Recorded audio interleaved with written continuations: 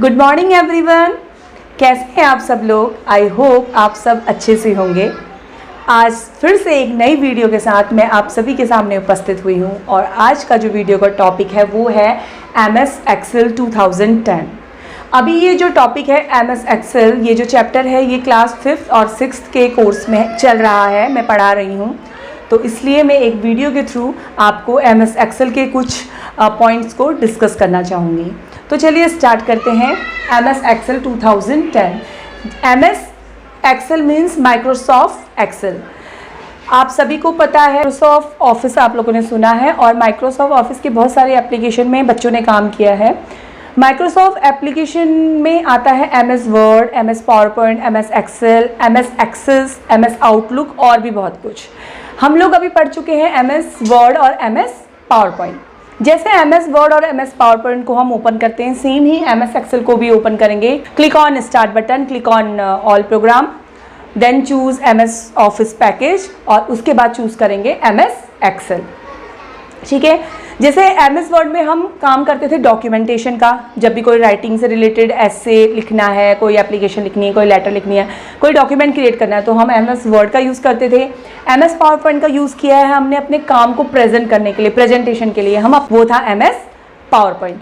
अब हम बात कर रहे हैं MS एक्सेल की। MS एक्सेल का यूज़ होता है कैलकुलेशन से रिलेटेड डाटा को यूज़ करने के लिए। जैसे कि हम MS एक्सेल का यूज़ करेंगे जब हमारे डाटा में कोई मैथमेटिकल हमें काम करना है, जैसे सैलरी स्लिप सैलरी कैलकुलेट करनी है, अटेंडेंस कैलकुलेट करनी है, बच्चों की मार्कशीट बनानी है, मतलब अपने फॉर्मूला, न्यूमेरिक, नंबर और कैलकुलेशन से रिलेटेड जो भी वर्क होता है उसके लिए जो हम सॉफ्टवेयर का यूज़ करते हैं वो हम यूज़ करते हैं MS एक्सेल का। तो आइए MS एक्सेल के बारे में कुछ 5-6 टॉपिक हैं, 7 टॉपिक मैंने लिए हैं, इसके बारे में जान लेते हैं कि MS एक्सेल जब ओपन करते हैं तो क्या क्या चीज़ें हमको आनी चाहिए। तो MS एक्सेल हमने ओपन कर लिया तो ऐसी ही एक स्क्रीन आपको दिखेगी। ठीक है, समझते हैं कि ये स्क्रीन है क्या। तो सबसे पहला टॉपिक ले लेते हैं स्प्रेडशीट। स्प्रेडशीट में क्या होता है? स्प्रेडशीट जैसे ही हम MS एक्सेल ओपन करेंगे तो एक इस प्रकार की शीट आपको दिखेगी। इस शीट को ही स्प्रेडशीट बोला जाता है। आप लोगों ने सुना होगा कि MS Excel is a spreadsheet program. तो यही जो स्क्रीन खुली इस टाइप की, इसको ही स्प्रेडशीट बोला जाता है। अब अगला है वर्कशीट।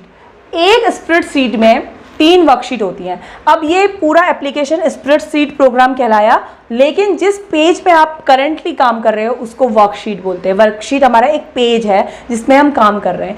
एक स्प्रेडशीट में बाय डिफ़ॉल्ट 3 वर्कशीट होती है। नीचे ऐसे लिखा हुआ आता है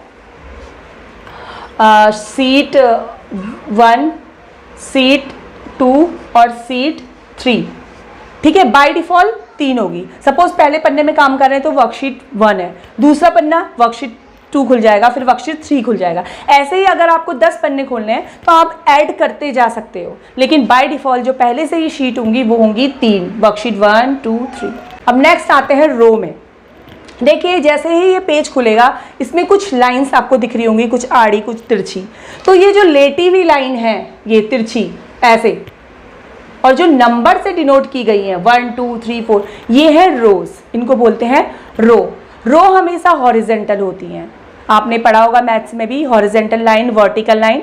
बच्चे कंफ्यूज हो जाते हैं कि हॉरिजेंटल रो होती है या कॉलम होती है, मतलब इस टाइप से। तो जो रो होती है वो हमेशा हॉरिजेंटल होती हैं। आप याद कर सकते हो RH से, R के संग हमेशा H आएगा, मतलब रो हॉरिजेंटल होती है। तो ये जो लाइन गई हैं ये ऐसे, ये है आपकी रोज। रो जो डिनोट होती हैं वो किससे होती हैं? नंबर से। अब जो नेक्स्ट है वो है कॉलम। अब देखिए जो ऊपर से नीचे लाइन आ रही है ये है आपकी कॉलम। कॉलम जो डिनोट होंगे वो अल्फ़ाबेट से होंगे, ABCDEF। ठीक है, और याद रखिए कॉलम के संग हमेशा हम V लिखेंगे। तो मतलब क्या फॉर्मूला बना? RHCV, रो हॉरिजेंटल, कॉलम वर्टिकल। तो बच्चे ऐसे याद कर लें तो आसानी होती है, नहीं तो बच्चे अधिकतर कंफ्यूज हो जाते हैं रो और कॉलम, हॉरिजेंटल और वर्टिकल में। तो देखिए जो तिरछी लाइन, लेटी हुई लाइन है, जो नंबर से दर्शाई गई हैं वो हो गई आपकी रो, और जो ऐसे सीधी लाइन आड़ी आ रही हैं और जो अल्फ़ाबेट से डिनोट की गई हैं ये लाइनें हो गई आपकी कॉलम। रो हॉरिजेंटल, कॉलम वर्टिकल। नेक्स्ट बात करते हैं सेल की। अब आप देखिए जब एक कॉलम ऊपर से आ रहा है और एक रो जा रही है, फिर बहुत सारे कॉलम्स वाली लाइनें आ रही हैं और रो जा रही हैं, तो आप देख रहे होंगे कि बीच में एक डब्बा सा बन जा रहा है। इसी डब्बे को बोलते हैं सेल। डेफिनेशन में बोलते हैं कि जब रो और कॉलम आपस में इंटरसेक्शन करते हैं तो एक बॉक्स बनता है। जब रो और कॉलम्स आपस में लाइनें आती हैं और एक दूसरे को काटती हैं तो बीच में क्या हो जाते हैं, बहुत सारे बॉक्स बन जाते हैं। इन्हीं बॉक्स को सेल बोला जाता है। कब बनता है सेल? जब रो और कॉलम आपस में क्रॉस होती हैं तो बीच में डिफरेंट ये बहुत सारे बॉक्स बन गए हैं, है ना। तिरछी, जब एक सीधी लाइन एक तिरछी लाइन में ऐसे कट रही है तो बॉक्स बन जा रहे हैं, तो इन्हीं बॉक्स को हम सेल कहते हैं। अगला है एक्टिव सेल। एक्टिव सेल किसे बोला जाएगा? देखिए, ये बहुत सारे सेल्स हैं, यहाँ पे सेल्स में ही काम होता है MS एक्सेल में। जिस सेल में आप कुछ डाटा एंटर करना चाह रहे हो तो उसमें माउस का क्लिक करोगे। सपोज मैं इसमें 1 2 3 4 5 लिखना चाह रही हूँ तो मैं माउस का कर्सर इस पर क्लिक करूँगी, तो क्या जैसे मैं इसमें क्लिक करूँगी तो इसकी जो बाउंड्री होगी वो क्या हो जाएगी, डार्क हो जाएगी। ये बहुत डार्क हो जाएगी। इसमें लिखूँगी 1 2 3 4 5 जो भी मुझे लिखना है ना। तो ये सेल क्या हो गया, active cell. That means present में हम जिस सेल में वर्क कर रहे हैं वो सेल ही एक्टिव सेल कहलाता है। अगला है सेल रेफरेंस। सेल रेफरेंस में क्या होगा, जो भी सेल होगा, जिस सेल, ये जो सेल्स हैं हर किसी का सेल रेफरेंस है, लेकिन आपने पता लगाना है कि सेल रेफरेंस क्या है। सेल रेफरेंस मतलब सेल का एड्रेस, ठीक है। अब जो सेल रेफरेंस होता है वो दो चीज़ों से मिलके बना होता है। एक तो कॉलम के अल्फ़ाबेट से, देखिए कॉलम किससे डिनोट है, अल्फ़ाबेट से, A B C ऐसे बहुत आगे तक, और रोज किससे डिनोट है, 1 2 3 4 नंबर से। तो सेल का जो एड्रेस बनेगा, सेल का जो रेफरेंस बनेगा वो अल्फ़ाबेट और नंबर का कॉम्बिनेशन होगा, ठीक है। जैसे मैं आपको एग्जांपल से बताती हूँ। सपोज मैं बोलूँ कि ये वाला जो सेल है इसका सेल रेफरेंस क्या होगा, तो देखो कैसे पता लगाएंगे।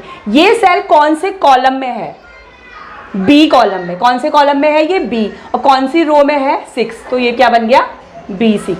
जैसे सपोज इस वाले बॉक्स का, इस वाले सेल का सेल रेफरेंस देखेंगे कि कौन से कॉलम में है, D कॉलम में है, और कौन सी रो में है, 10 में, तो ये क्या बन गया, D10।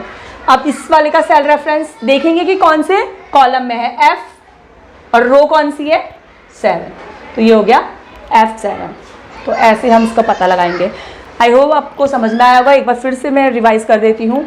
स्प्रेडशीट जैसे ही MS एक्सेल को हम खोलते हैं, ओपन करते हैं, तो एक प्रोग्राम खुलता है, एक एप्लीकेशन खुलती है। वो जो सीट होती है वही स्प्रेडशीट कहलाती है। जैसे स्प्रेडशीट में हम काम करते हैं तो उसमें डिफरेंट पन्ने खुलते हैं, उन पन्नों को ही वर्कशीट बोलते हैं, मतलब वर्कशीट में हम काम कर रहे हैं। बाय डिफ़ॉल्ट 3 वर्कशीट होती है, लेकिन अगर आपको ज़्यादा वर्कशीट चाहिए स्प्रेडशीट में तो आप उसको बढ़ा सकते हो। सपोज 10 बच्चों की कोई एंट्री करनी है और वर्कशीट 3 ही है तो 7 हम अपने आप से बढ़ा सकते हैं। उसके बाद आ गई रो। जो ये वर्कशीट है इसमें जो तिरछी लाइनें हैं ये है रो हमेशा हॉरिजेंटल होती हैं, जो कि 1 2 3 4 इससे दिखाई गई हैं। कॉलम में ये जो आड़ी सीधी लेटी ये लाइनें हैं ये किससे डिनोट है, ABCDEF अल्फ़ाबेट से, ये हो गई कॉलम। जो रो होती है वो हॉरिजेंटल होती है, कॉलम होता है वर्टिकल। सेल, जब रो और कॉलम आपस में एक दूसरे को काटते हैं तो एक बॉक्स बन जाता है, इसको बोलते हैं सेल।